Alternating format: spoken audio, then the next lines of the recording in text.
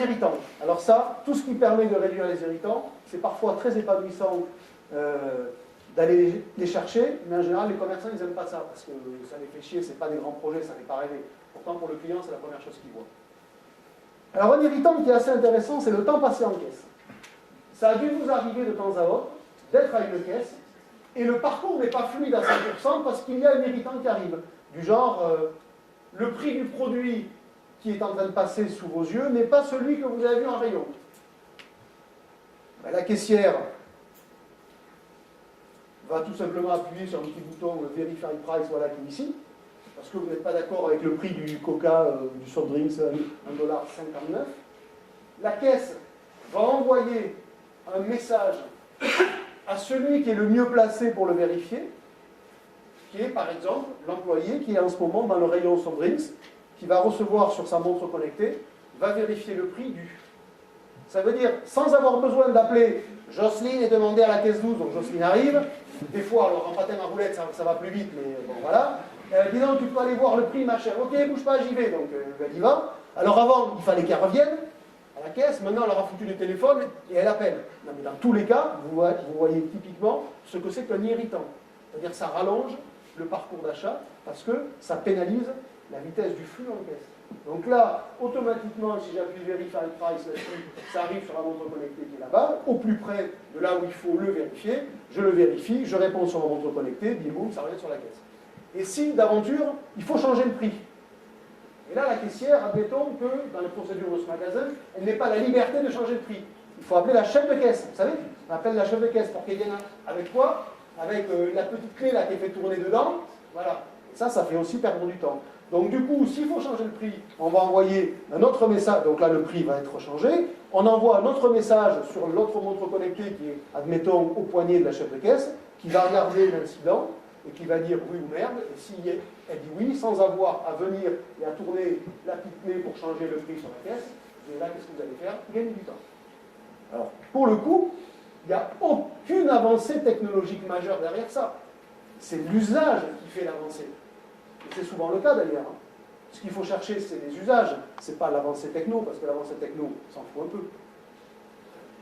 Un autre exemple dont je vous ai parlé tout à l'heure, mais là avec une autre utilisation, c'est mon fameux chariot, vous savez, avec donc, la tablette qui ne sert à rien, et la caméra qui scanne les rayons pour voir s'il y a des ruptures.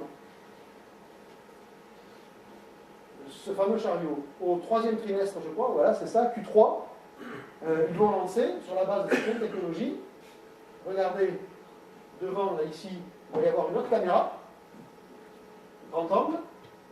Qu'est-ce qu'elle va faire? Reconnaître les produits que je mets dans le chariot. Et éventuellement, les produits que j'enlève du chariot. Parce que ça peut marcher dans les deux sens. C'est ce qu'on appelle le computer vision. C'est comme ça que marche le premier magasin d'Amazon Go à Seattle. Alors, quand on dit magasin, vous emballez pas, ça fait 200 mètres carrés. Donc, c'est pas non plus Carrefour. Et puis, c'est réservé aux employés d'Amazon. Donc, il n'y a jamais 300 personnes dans le bouclard.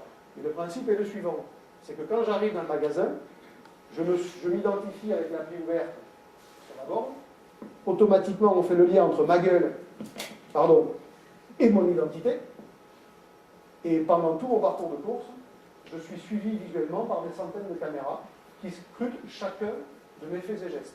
Si je prends le produit qui est là, il dit tiens, Dover, il a pris un iPhone de je ne sais plus combien. 6, admettons. Et puis si je change d'avis ici et que je le dépose là, tiens, Dover, en fait, il n'a plus l'iPhone 6 dans son chariot. Donc quand je vais repasser en caisse ici, d'abord je ne vais pas m'arrêter, et on saura exactement ce que Dover a pris dans le magasin.